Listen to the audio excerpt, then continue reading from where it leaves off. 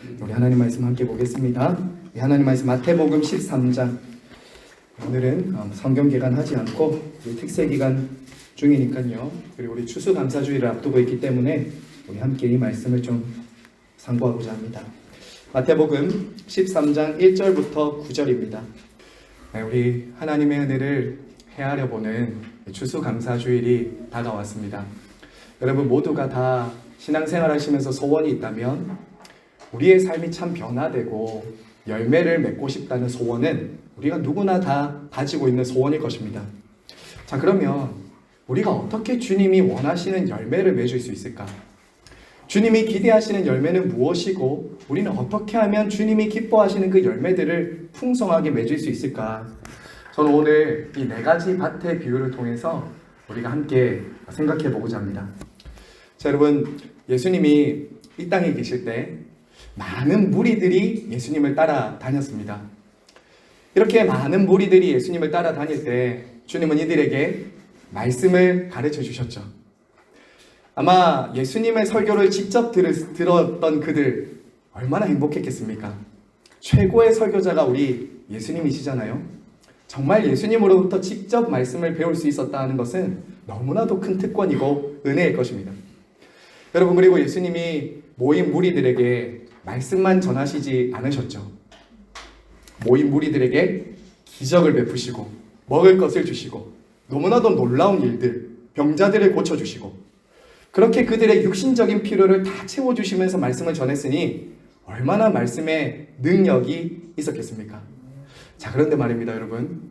저와 여러분이 성경을 통해서 잘 알 수 있듯이 그렇게 예수님이 탁월하신 말씀을 전하고 놀라운 기적과 이적을 행해 주셨음에도 불구하고 어떤 이들은 예수님을 믿고 영접하고 주님의 제자가 되는가 하면 어떤 이들은 주님을 거절하고 믿지 않는 이들이 생겨났던 것이죠.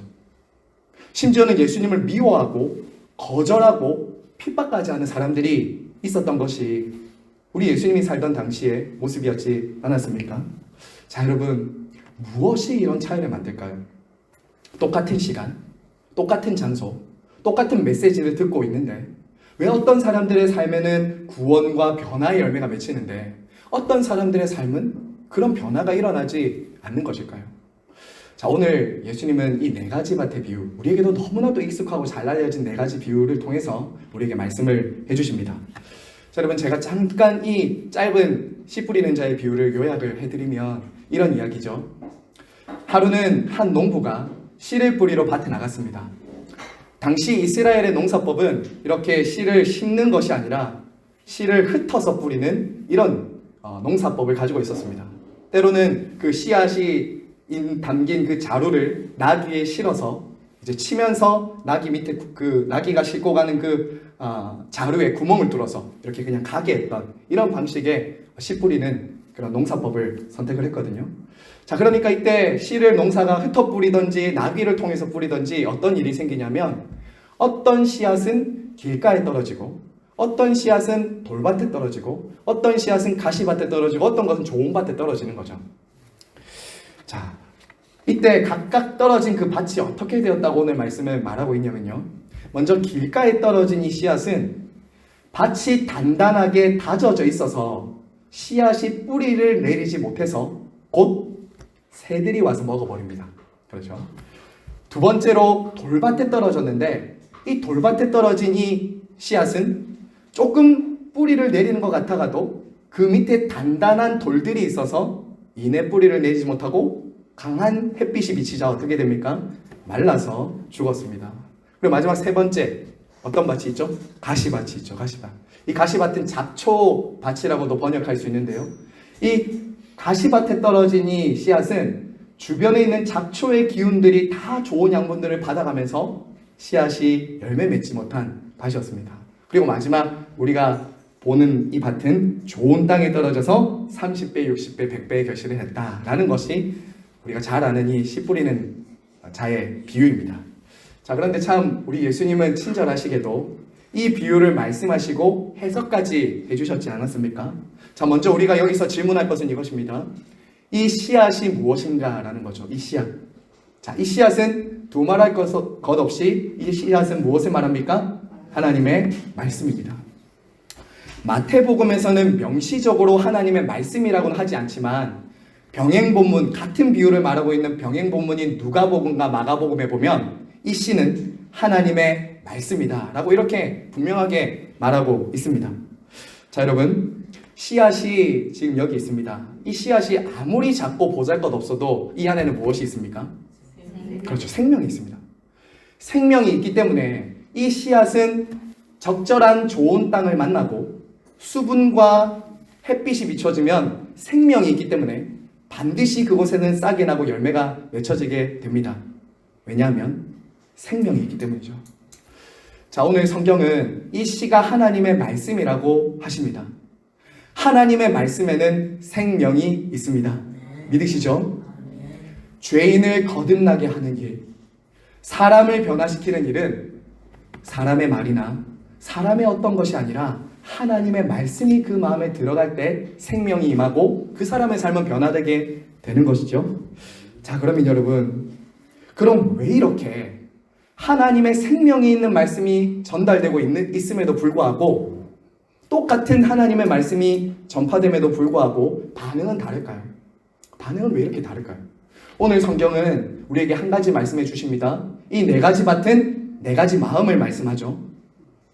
자, 여기서 우리가 기억해야 될 것이 무엇입니까? 말씀의 문제가 아니라 마음의 문제라는 겁니다. 말씀의 문제가 아니라 마음의 문제다. 씨를 뿌리는 농부가 다르기 때문이 아닙니다. 씨가 다르기 때문이 아니에요. 씨를 뿌리는 농부의 마음이 어떤 밭은 좋은 걸 뿌리고 어떤 건 나쁜 걸 뿌리는 것도 아닙니다. 동일한 씨, 동일한 농부가 동일한 말씀을 뿌리고 있습니다. 자, 그런데 말씀을 받는 마음의 문제 때문에 열매가 없다라는 거죠. 여러분, 지금도 마찬가지입니다. 하나님께서 당신이 세우신 사역자들과 말씀의 종들을 통해서 하나님이 말씀을 전하실 때 각각 우리가 네 가지 마음으로 받을 수 있다는 것입니다. 지금도 말씀을 듣고 있는 저와 여러분의 마음속에 어떤 사람은 길가처럼 말씀을 듣고 있을 수 있고요.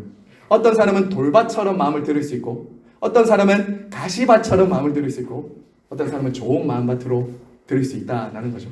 근데 각자 자기를 보셔야 됩니다. 옆에 사람 볼 필요가 없겠죠. 저 사람 저거 길가다 길가, 저 사람 저거 가시밭이나 가시밭, 이렇게 들으시면 안 됩니다. 각자 자기를 돌아보셔야 됩니다.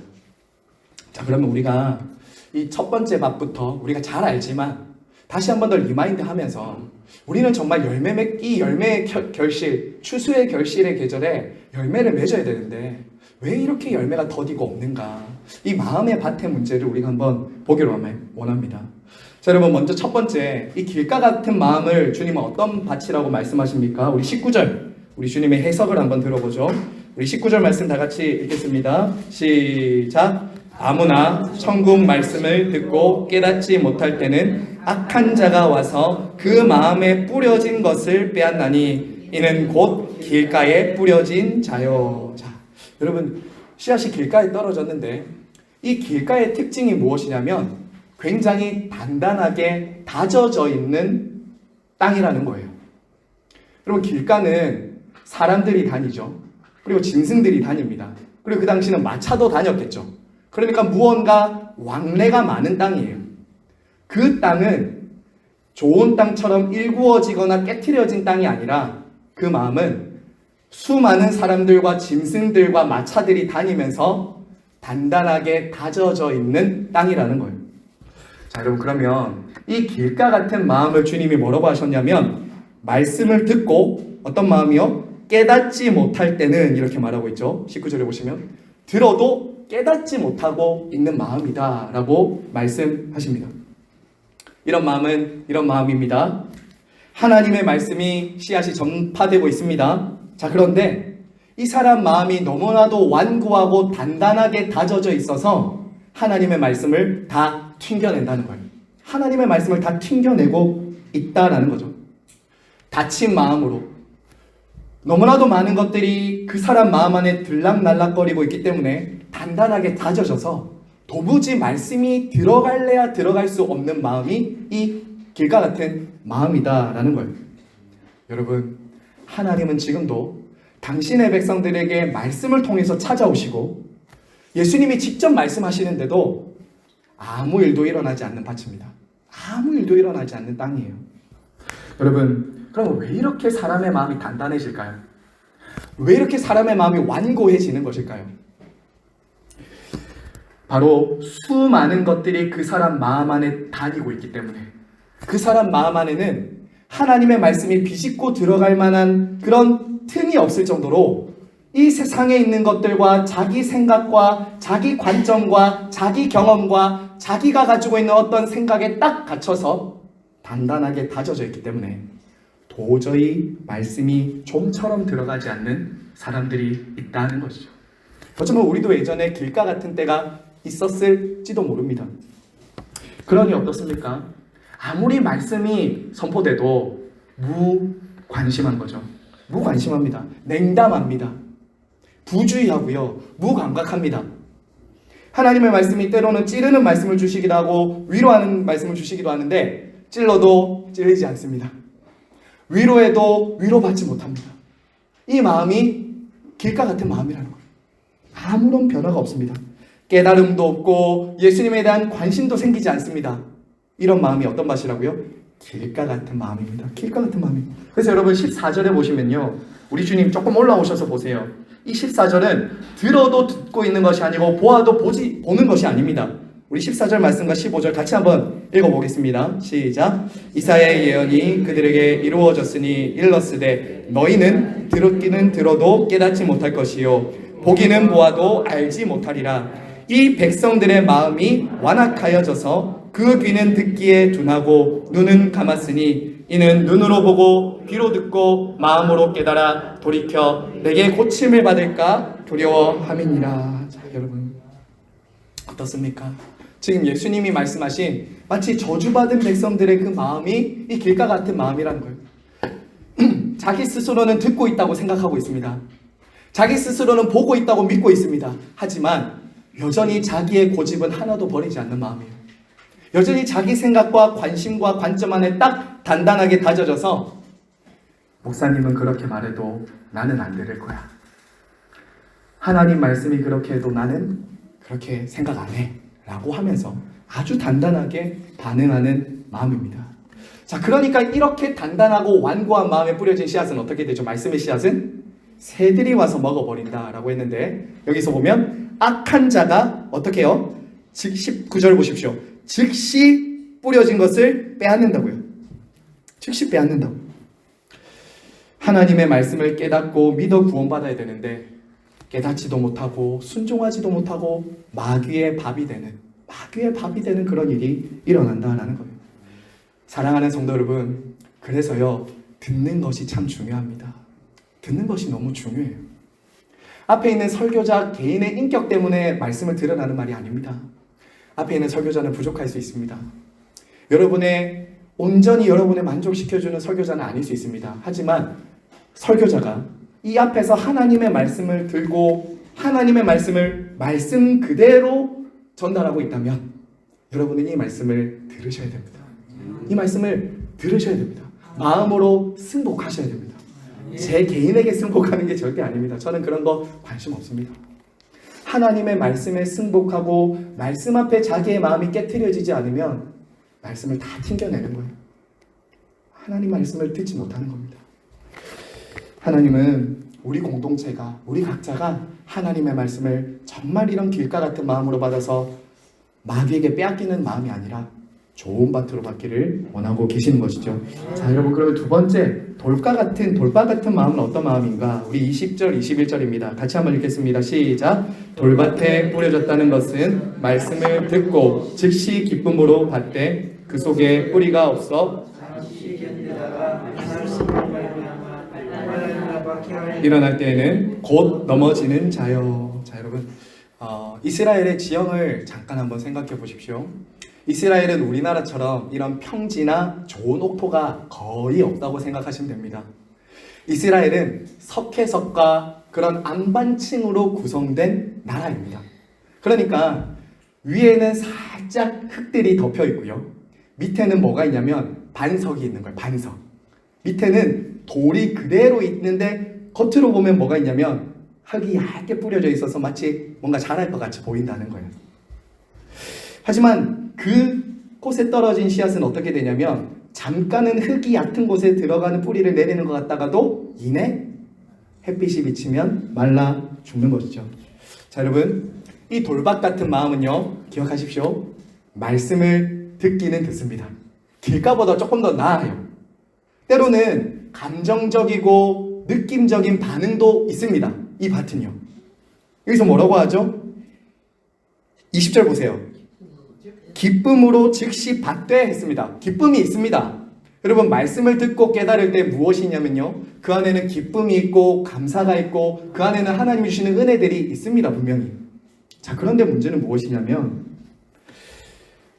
맞아, 그렇게 살아야지, 맞아, 아멘 이라고 말하면서도 그게 다라는 거예요.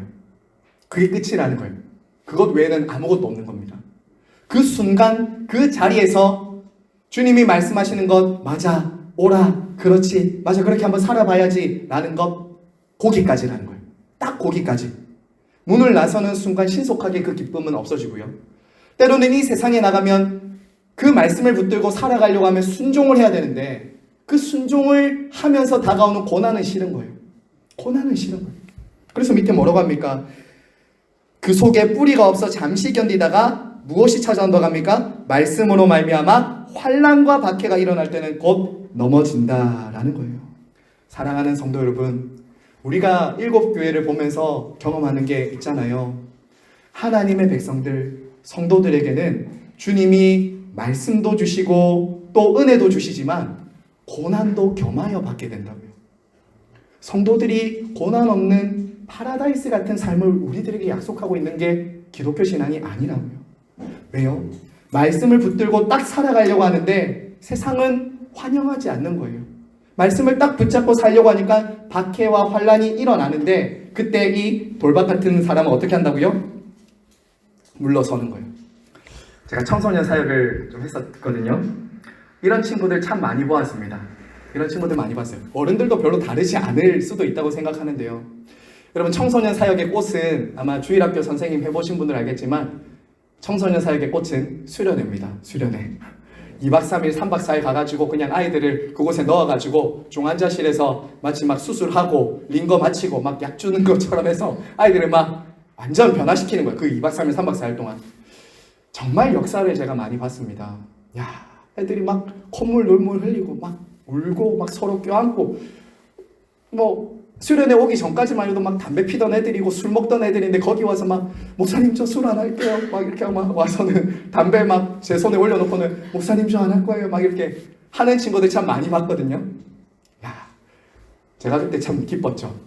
무지하게도 야, 역사가 일어났구나, 하나님 살아계시다. 근데 그 친구들이 얼마나 갈까요? 그게 일주일도 안 가더라고요. 일주일도 안 가더라고요. 맞습니다. 작심삼일이죠. 참된 회개의 자리, 진짜 그 말씀에 자기를 헌신하고 심는 그 시간과 순간이 되면 다시 예전의 자리로 가는 거예요. 똑같은 실수, 똑같은 잘못, 그 자리에만 서면 똑같이 또 반복하고 있는 거예요. 왜요? 그 말씀을 듣는 시간만 좋아하는 거예요. 제가 어제 한 목사님과 잠깐 만나서 교제를 좀 나눴는데요. 그 목사님 교회에 한 성도님이 그날따라 이 목사님이 좀 강한 설교를 했대요. 강한 설교. 좀 표현이 그렇지만 양해하고 들어주시면 치는 설교를 했대요. 치는 설교. 전 그게 뭔지 모르지만 쳤대요 어쨌든. 근데 한 권사님이 오셔서 이런 얘기를 했다는 거예요. 목사님 너무 감사합니다. 근데 그 권사님 별로 달라진 건 없는데 너무 감사합니다 하는 거예요. 제가 그래서 그 모습을 볼 때 제가 무슨 마음이 들었냐면, 그 목사님이 저한테 그러면서 그 권사님은 변한 게 하나도 없다라고 얘기하시면서 다만 그 순간 꾸짖고 치는 설교를 들을 때 묘한 쾌감을 느끼더라는 거예요. 묘한 쾌감. 나는 그렇게 살지 않고 있는데 나를 치고 나를 꾸짖고 나를 책망하는 설교를 듣는 그 순간에는 무슨 마음이 드냐면 내가 마치 그렇게 살고 있는 것처럼 느껴지는 거예요. 내가 마치 회개하고 있는 것처럼 느껴지는 거예요. 근데 실제는 어떻습니까? 살아가는 삶에 있어서는 변화가 전혀 없는 거예요. 이런 마음이 있을 수 있다는 거예요. 이런 신앙을 가질 수 있다는 거예요. 우리도 놀랍지만. 사랑하는 성도 여러분, 핵심이 무엇이냐면요, 이 돌밭 같은 마음을 가지고 있는 사람 안에는 마음에 깊이 단단하게 깨어지지 않는 반석 같은 게 있습니다. 하나님의 말씀은 우리의 생각과 가치관과 좌우의 날성검처럼 홍과 영과 관절과 골수를 찔러 쪼개는데, 말씀을 어디까지만 딱 받냐면 감정에서만 받아요. 감정으로 받아요. 아무런 변화가 없습니다. 잠깐 은혜 받는 것 같아요. 근데 이내 그 반석 안에 있는 자기의 인격, 자기의 습관, 자기의 가치관 안 내려놓습니다. 변화가 없죠. 변화가 없습니다. 자, 하지만 여러분 기억하십시오. 성도들은 어떤 사람들입니까? 아무리 말씀에 대해서 고난이 찾아오고 손해가 당해도 이 말씀이 생명의 말씀이기 때문에 순종하는 사람들입니다. 믿으시죠? 순종하는 사람입니다. 그때 그 반석이 조금씩 깨어지기 시작합니다. 그때 그 단단했던 우리의 인격이 말씀 앞에 자기를 부인을 하면서 깨어지기 시작한다고요. 이런 부인이 그 사람에게는 없었다라는 겁니다. 자, 여러분, 세 번째입니다. 세 번째, 열매 맺지 못하는 밭은 어떤 밭이냐? 바로 가시밭인데요. 22절 같이 한번 읽겠습니다. 시작. 가시떨기에 뿌려졌다는 것은 말씀을 들으나 세상의 염려와 재물의 유혹에 말씀이 막혀 결실하지 못하는 사람이요. 여러분, 이 가시밭은 한마디로 말하면 이런 마음입니다.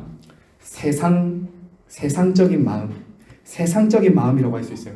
또 조금 더 다른 말로 하면 두 마음을 품은 마음입니다. 두 마음을 품은 마음. 예수님을 믿고 교회는 다니지만 여전히 이 세상도 사랑하는 마음을 가지고 있는 사람의 마음입니다. 말씀을 들어도 여전히 이 세상에 대한 동경과 소원과 우선순위가 더 중요해요. 이 사람에게는. 말씀은 듣고 있지만 여전히 이 세상이 더 중요한 사람입니다. 자, 여러분, 이 밭의 이 마음의 특징을 주님은 두 가지로 말씀하십니다. 하나는 뭐죠? 22절에 보시면 세상의 염려입니다. 염려. 자, 여러분, 지금도 혹시 염려거리 가지고 계신 분 계십니까? 우리의 삶에 참 염려는 때려야 뗄 수 없는 주제인 것 같아요. 사람이 살아있다는 것은 사실은 염려를 다 가지고 살아가는 삶이거든요. 자식에 대한 염려하죠. 건강에 대한 염려하죠. 물질에 대한 염려하죠. 관계에 대한 염려하죠. 염려거리가 참 많습니다. 근데 여러분, 그 염려거리 가지고 있으면 여러분 어때요? 숨통이 막힙니다. 영어로 염려를 worry라고 하잖아요. 우리 don't worry, 걱정하지 마라고 하잖아요. 근데 worry라는 단어가 뭔지 아시죠? 그 단어의 원래 그 어원을 찾아가 보면 질식시키다, 물어뜯다예요. 물어뜯다. 짐승이 마치 확 물어뜯어서 질식시키는 거 있잖아요. 사자가 그 사슴이나 그런 황소를 죽일 때 목을 확 이렇게 질식시키잖아요. 마치 그렇다는 거예요. 염려는 하나님의 백성들의 마음에 말씀이 들어가지 못하도록 딱 질식시킨다고요. 질식시킵니다. 주님은 염려 대신 무엇을 하라고 하셨냐면요, 우리 한번 따라서 한번 이것은 해주실까요? 염려를 다 주께 맡기라. 염려를 다 주께 맡기라. 염려를 다 주님께 맡기라고 했어요. 우리는 염려에서 통제할 수가 없습니다. 염려 중에 95%는 일어나지도 않는 일이고 해도 내가 어쩔 수 없는 일들이에요. 다 주께 맡겨야 되죠. 자, 그런데 두 번째는 또 어떤 마음이 있습니까? 이 돌밭 같은, 이 가시밭 같은 마음은 재물의 유혹입니다. 여러분, 이 가시밭 같은 사람의 특징은 뭐냐면 온통 관심사는 세상입니다. 그 사람의 마음은 온통 세상에 있다고요. 보여지는 것에 온통 관심이 가 있습니다. 예를 한번 들어볼까요? 좋은 차, 좋은 집, 좋은 직장 다니고, 연봉이 얼마이고, 어떤 옷을 입고, 저 사람 재산이 얼마나 되고, 온통 뭐에 관심이 있는 거예요? 외적으로 보여지는 거죠. 세상적인 거죠. 거기에 딱 관심과 그런 우선순위가 있기 때문에 겉으로는 교회는 나옵니다. 겉으로는 교회는 나와요. 말씀도 듣습니다. 하지만 말씀에 합당한 순종은 하지 않습니다. 신앙생활도 적당히 해야지. 신앙생활도 적당히 타협하면서 이 정도로 하면서 세상과 하나님 한 발 이렇게 양다리 걸치고 왔다 갔다 하는 게 바로 이 가시밭 같은 마음이다라는 거죠. 그 사람 마음 안에는 어떻게 하면 거룩한 열매 맺지? 어떻게 하면 예수님을 더 알아갈 수 있지? 어떻게 하면 경건에 이르는 습관을 만들 수 있지? 이런 관심은 있다 없다? 없습니다. 없습니다. 오히려 이런 관심밖에 없죠. 어떻게 하면 더 돈 벌지? 어떻게 하면 우리 집 좀 33평에서 40평 가지? 어떻게 하면 60평 가지? 어떻게 하면 내 자식 좀 더 잘 될 수 있지? 어떻게 하면 내 외모를 좀 더 고쳐볼 수 있지? 온통 관심은 외형적인 겁니다. 외형적. 내면에 있지 않아요. 그런 잡초들이 무성하게 자란 사람들 보면 겉으로도 좀 보이죠? 겉으로도 보입니다. 그냥 세상 사람들과 별반 다르지 않는 잡초가 무성하게 자라서 말씀은 들어가지 않는 것이죠.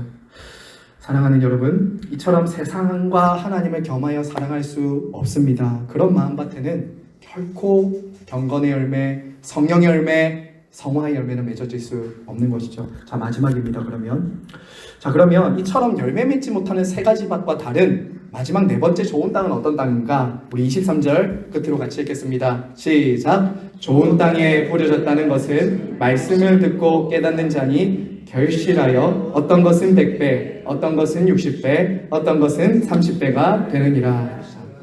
자, 여러분, 좋은 밭에 가장 먼저 중요한 것은 이거죠. 하나님의 말씀을 듣고 깨닫는 것입니다. 듣고 깨닫는 것. 하나님의 말씀이 들릴 때 귀를 기울입니다. 열린 마음으로 들어요.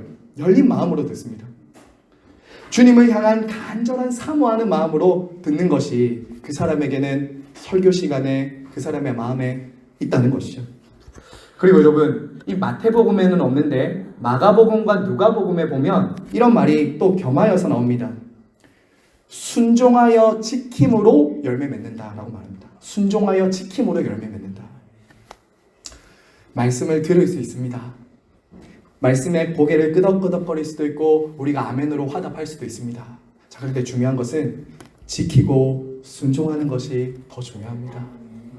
말씀의 한 절이라도, 정말 하나라도 내가 그 말씀에 나의 인격과 삶을 실어서 순종하는 것이 우리의 삶의 열매를 맺는 결정적인 거예요. 순종 없이 어떻게 열매가 있겠습니까? 여기서 듣기만 해서 신앙의 경력이 쌓이고 연륜이 쌓이면 우리가 오히려 굳은 살이 배기기 쉬워요. 순종을 통해서 우리가 실제로 할 때 무엇을 경험하냐? 하나님을 경험하죠. 하나님을 경험하면서 열매를 맺게 되는 것입니다. 말씀을 많이 듣는 것 참 중요합니다. 좋은 말씀들을 여러분 유튜브를 통해서 들을 수도 있고요. 개인적으로 말씀도 열심히 읽는 것도 너무 중요합니다. 그런데 지키고 순종하는 것은 그것만큼이나 더 중요하다고 할 수 있는 것이죠. 자, 여러분, 말씀을 이제 맺겠습니다. 여러분, 이 네 가지 마음밭 중에 저와 여러분은 지금 어떤 밭이십니까? 우리 이거 물어봐야 됩니다. 각자가 나는 지금 길가 같은 마음인가? 돌밭 같은 마음인가? 가시밭 같은 마음인가? 옥토 같은 마음인가? 우리 각자에게 한번 물어보십시오. 옆에 사람 말고 하나님과 나와의 관계에서 지금 나는 어떤 마음으로 말씀 듣고 있는가? 그리고 나는 정말 열매를 맺고 있는가? 이거 한번 각자에게 물어보십시오. 자, 그리고 오늘 말씀을 통해서 우리는 두 가지를 가지고 기도할 겁니다. 이제 기도할 텐데요. 첫 번째는 우리가 꼭 기억하고 기도해야 될 것은 이것입니다. 우리 한번 받아서 한번 해주십시오. 말씀에 대한 반응이 믿음과 구원을 결정한다. 여러분, 이거 꼭 기억하셔야 됩니다. 하나님께서 지금 선포하시는 이 말씀에 대한 저와 여러분의 반응이 여러분의 구원과 변화를 결정합니다. 이게 너무나도 중요합니다. 여러분은 어떻게 말씀을 듣고 있는지 여러분 스스로를 정말 점검하셔야 됩니다. 그리고 두 번째는 이것입니다. 이것도 한번 받아서 해주십시오. 하나님의 은혜를 구해야 합니다. 제가 왜 이 말씀을 드리냐면요, 우리 스스로 좋은 땅이 될 수는 없습니다. 우리 스스로가 내가 좋은 땅이 될 거야 라고 결심할 수가 없다는 거예요. 저와 여러분 너무나도 잘 알지 않습니까? 사실 성경은 우리에게 이렇게 말합니다. 우리는 태어나면서부터 굳어있고 강팍하고 완고한 마음을 가지고 태어난 죄인들이다라고 말합니다. 그런 우리들이 어떻게 우리 마음을 스스로가 기경시킬 수 있냐고요. 그래서 뭐가 필요하냐면 하나님의 은혜가 필요합니다. 하나님의 은혜와 성령의 조명하심과 은혜가 우리의 마음을 부드럽게 기경시켜 주셔야 하는 것이죠. 그래서 여러분, 이 예배 때마다 여러분 첫 번째로 늘 기도하시는 것이 무엇이 되어야 됩니까? 하나님, 착하고 좋은 마음 주십시오. 정말 착하고 좋은 마음 주십시오. 제 마음에 길가 같고 돌밭 같고 가시밭 같은 이 마음을 좀 기경해 주십시오. 제가 한 자라도, 한 문장이라도 오늘 제 마음에 새겨지고 뿌려지게 해 주십시오. 여러분, 때로는 저와 여러분도 항상 같은 마음일 수는 없습니다. 저는 그것을 저의 경험으로도 그렇고 제가 만난 많은 학생들과 성도님들과 지금 우리 교회를 보아서도 우리는 항상 같은 마음일 수는 없어요. 때로는 우리도 단단해집니다. 이상하게 나는 안 그러고 싶은데 말씀 앞에 자꾸 완고하고 단단하고 고집스러운 내 모습이 때로는 보입니다. 때로는 우리도 아멘하고 맞아 그렇지 하고 순종을 결단하는데 그 자리만 가면 또 뭐가 올라옵니까? 막 육신의 자아가 막 올라오잖아요. 그러면 또 안 되죠. 또 어떤 게 올라옵니까? 우리도 때로는 세상에 살면 저 화려하고 대단해 보이는 사람들 보면서 나도 좀 그렇게 되고 싶다라는 세상의 욕이 들어올 때가 있다고요. 우리 스스로의 마음이 때로는 항구적이고 영원하지 않다는 거 우리 기억해야 됩니다. 그래서 뭐 해야 돼요? 겸손하게 은혜를 구해야 되는 것이죠. 겸손하게 은혜를 구해야 되는 겁니다. 말씀 들을 때마다 은혜를 구해야 되는 거예요. 자, 끝으로 하나만 말씀드리고 마칩니다. 제가 이 말씀을 묵상하다가 원어로 말씀을 묵상하다 보니까 참 은혜가 됐던 게 하나가 있어요. 그게 뭐냐면 주님이 이런 밭인데도 이런 열매 맺지 못하는 땅들에도 씨앗을 계속 뿌린다는 거예요. 제가 이 부분을 보다가 제 마음이 너무 감동이 됐습니다. 오늘 이 말씀에 보면요, 농부가 씨를 뿌릴세라고 해 있죠. 여러분 3절에 보시면 이르시되 씨를 뿌리는 자가 뿌리러 나가서 뿌릴세라고 하죠. 4절에 보면 이게 무슨 형이냐면 원어에 보면 현재형입니다. 현재형. 과거에 한번 뿌렸다는 게 아니에요. 지금도 계속 뿌리고 있다는 거예요. 계속. 길가 같은 마음에도 뿌리고 계시고요. 돌밭 같은 마음에도 뿌리고 계시고요. 가시밭 같은 마음에도 뿌리고 계시다는 거예요. 왜 이런 허비를 하실까요? 저 같으면 그런 밭에 안 뿌리고 싶을 것 같거든요. 제가 농부라면 잘 열매 맺는 밭에만 뿌릴 것 같아요. 참 이게 은혜인 거죠. 참 이게 은혜인 거죠. 주님이 나같이 열매를 때로는 못 맺고 길가 같아지고 돌밭 같아지고 가시밭 같아지는 내 마음에도 끊임없이 뭐 하신다고요? 말씀을 뿌리신다고요. 포기하지 않으신다고요. 이게 은혜입니다. 이게 은혜예요. 이게 소망입니다. 저와 여러분이 농부였다면 그 땅은 버려야 돼요. 그 땅은 포기해야 돼요. 근데 주님은 뿌릴새 끝까지 열매 맺을 때까지 뿌리신다고요. 이게 하나님의 은혜입니다. 오늘 저와 여러분의 마음에, 오늘도 저와 여러분의 마음에 열매를 기대하시면서 이 말씀의 씨앗을 뿌리는 하나님께 감사하시면서 지금 우리는 어떤 마음으로 말씀을 받고 있는가? 그리고 나는 어떤 열매를 맺어야 되는가? 이런 우리 기도를 가지고 우리 하나님 앞에 나아가도록 하겠습니다. 우리 함께 찬양하고 기도할 텐데요.